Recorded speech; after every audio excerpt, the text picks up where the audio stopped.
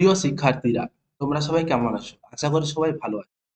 আজকে আমরা যেটা নিয়ে আলোচনা করব সেটা হচ্ছে আকাশে সাতটি তারা কবিতা। কবি জীবানন্দ দাশ। জীবানন্দ দাশের যে আকাশে সাতটি তারা কবিতাটি আমরা সম্পূর্ণ অক্ষর ও লাইন ধরে ধরে ব্যাখ্যা এবং বিষয়বস্তু বিশ্লেষণ করব। আমরা জানি যে প্রকৃতি প্রেমিক কবি জীবানন্দ দাশ। এই আগে এই কবিতাটার নাম ছিল আকাশে সাতটি তারা যখন উঠেছে। এই কবিতাটার আগে নাম, এখন নাম আছে আকাশে সাতটি তারা। এই কবিতাটা যদি উৎস দেখতে চাই আমরা, এই কবিতাটির উৎস যদি আমরা দেখতে চাই, তাহলে আকাশে সাতটি তারা কবিতাটি জীবানন্দ দাশের যে রূপসী বাংলা রয়েছে সেই রূপসী বাংলা কাব্যগ্রন্থ থেকে সংকলিত।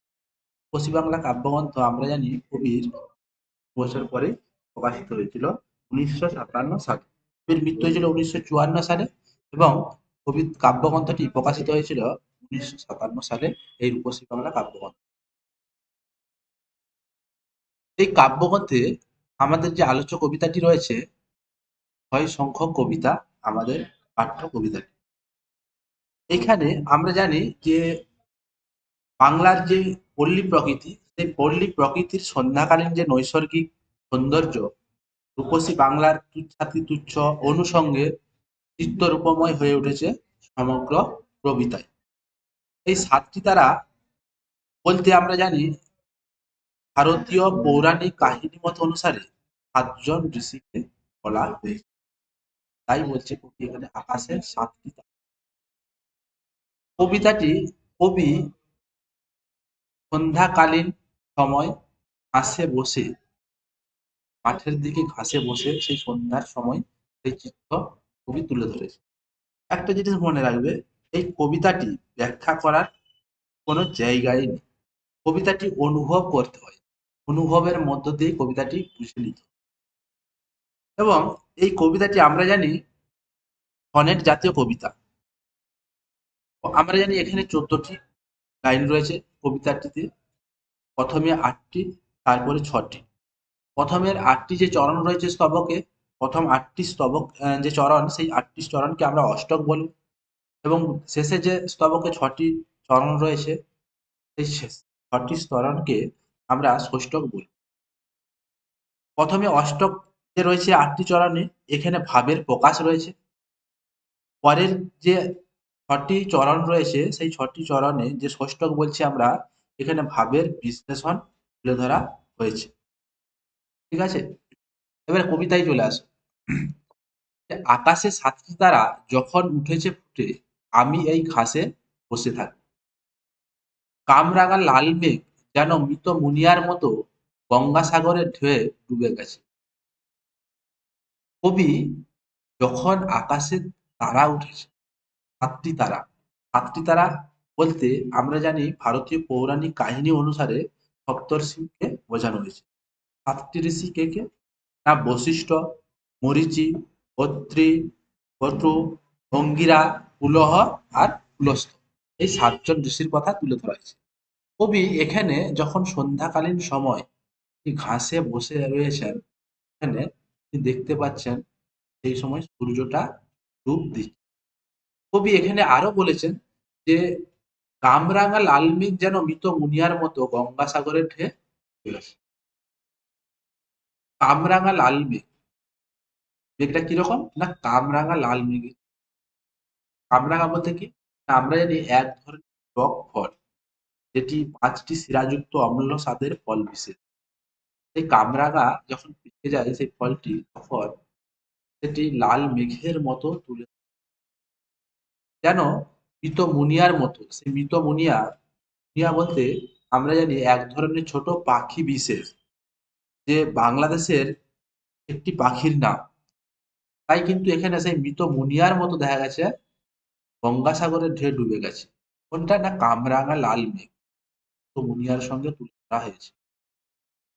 আসিয়াছে শান্ত অনুগত বাংলার নীল সন্ধ্যা, কেশবতী কন্যা যেন এসেছে আকাশে। বলছে আসিয়াছে শান্ত অনুগত, বাংলার যে নীল সন্ধ্যা, সেই বাংলার নীল সন্ধ্যাকে কবি শান্ত অনুগত বলে বিশেষিত করেছে। এখানে কেশবতী কন্যা একটা জিনিস মনে রাখ, কেশবতী কন্যা মানে আমরা জানি যে মেয়ের চুল রয়েছে, ভালো চুল যে নারী রয়েছে তাকে আমরা, যে এই কেশবতী কন্যা যখন মাথায় থাকার পর সেই মাথা থেকে যখন চুলটা যখন খুলে দেওয়া হয় যেরকম লাগে সেই রকম সন্ধ্যাকালীন দৃশ্যটাকেও এখানে কবি, আমি প্রথমেই বলেছি এটা ভাবের প্রকাশ, এটাকে অনুভব করতে হয়। তাই কেশবতী কন্যা যেন এসেছে আকাশে, সন্ধ্যা যখন ঘনিয়ে আসে তখন দেখবে সেই সন্ধ্যাকালীন যে দৃশ্য যেন অন্ধকার ঘনিয়ে আসছে সেই রকম কেশবতী কন্যার চোখে যেমন যেরকম হয়ে যায় সেই রকমই সন্ধ্যাকালীন দৃশ্য তুলে ধরেছে, মনে হচ্ছে ওই কেশবতী কন্যাই যেন আকাশে এসেছে। বলছে আমার চোখে, বলছে আমার চোখের পরে, এটা চোখে আছে এটা চোখের পরে হবে, চোখের পরে আমার মুখের পরে চুল তার ভাসে। কবির চোখে মুখে এই সন্ধ্যাকালীন যে নৈসর্গিক দৃশ্য সেটা তার চোখের মধ্যে ভেসে উঠেছে। কারণ কি না, কবি, আমি প্রথমেই বলেছি কবি ঘাসে বসে কবি এই কবিতাটি অনুভব করেছেন এবং লিখছেন সেখানে, ঠিক আছে। পৃথিবীর কোন পথে এ কন্যারে দেখিনি কো, দেখি নাই অত অজস্র চুলের চুমা, হিজলে কাঁঠালে জামে ধরে অবিরত, জানি নাই এত স্নিগ্ধ গন্ধ ঝরে রূপসীর চুলের বিন্যাস। পৃথিবীর কোন পথে, এই যে কবি দেখছেন যে কেশবতী কন্যা আকাশে এসেছেন, সেই দৃশ্য কবি বলতে চেয়েছেন এখানে যেন পৃথিবীর কোনো পথে এই কন্যাকে আর এইরকম ভাবে দেখেনি, যেভাবে যে হিজল বা কাঁঠাল গাছ যে চুলের চুম্বন করেছেন, যে সন্ধ্যাকালীন নৈসর্গিক চিত্র তুলে ধরেছে, সেই হিজল বন কাঁঠাল গাছ যেগুলো রয়েছে সেই কাঁঠাল গাছের ঝরে অবিরত, কারণ কি না, সন্ধ্যাকালীন নৈসর্গিক চিত্রগুলো রয়েছে, কবি এই দৃশ্যগুলো তুলে ধরেছে। ওই যে জানি না এত স্নিগ্ধ ঝরে, এই যে রূপসীর যে চুল, যে রূপসী বলতে এখানে যে সুন্দরী, সুন্দরী মেয়ের কথা বলছে, একদিকে সুন্দরী মেয়ের কথা বললেও কিন্তু আমরা জানি যে সন্ধ্যাকালীন নৈসর্গিক কিন্তু এখানে তুলে ধরেছে। বলছে যেন তার রূপসীর যে চুলের বিন্যাস, এই চুলের বিন্যাসে যেন সিক্ত সৌম্য গন্ধ ঝরে, তাকে কবি এখানে তুলে ধরেছে। এরপরে চলে আসো, বলছি পৃথিবীর কোন পথে, নরম ধানের গন্ধ কলমির ঘ্রাণ, হাঁসের পালক, খড়, পুকুরের জল, ধাঁধা সরপুটিদের মৃদু ঘ্রাণ, শরীর চাল ধোয়া ভিজে হাত, শীত হাত খান। কবি এই শেষের যে স্তবকটি রয়েছে, ষষ্ঠক বলছি আমরা, এখানে ভাবের বিশ্লেষণ করেছে। এখানে কবি যে গ্রাম্য প্রকৃতি, সেই গ্রাম্য প্রকৃতির দৃশ্য এই কবিতায় তুলে ধরেছে।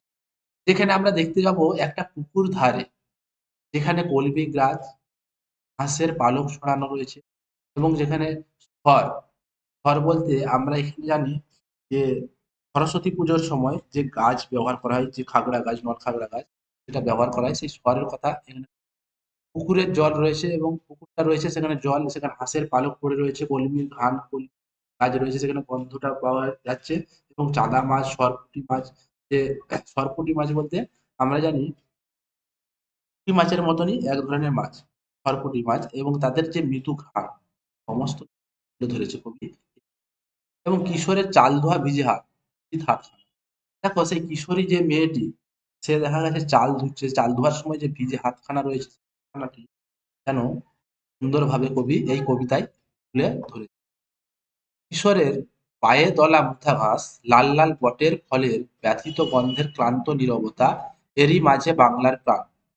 কিশোর, যে কিশোর ছেলেটি রয়েছে, বিকেল বেলে বা বিকেল বেলায় দেখবে তোমরা যে গ্রামের দিকে যে দৃশ্যগুলো বেশি দেখতে পাওয়া যায়, যে মুথা ঘাস রয়েছে জমিতে, সেই জমির উপর দিয়ে কিশোরটি পায়ে করে দলিয়ে চলে যাচ্ছে বা মাড়িয়ে চলে যাচ্ছে সেই ঘাসগুলিকে, এবং দেখা গেছে বট গাছ যে রয়েছে, বট গাছের যে লাল লাল ফলগুলো পড়ে রয়েছে, ব্যথিত হয়ে সেই বট গাছের ফলের উপর দিয়ে বা মুথা ঘাসগুলোকে মাড়ি দিয়ে চলে যাচ্ছেন ওই সেই কিশোর ছেলেটি। তাই এখানে কবি বলছেন যে কিশোরের পায়ে তলা মুথা ঘাস, লাল লাল বটের ফলের ব্যথিত গন্ধের ক্ষান্ত নীরবতা, এরই মাঝে বাংলা প্রাণ।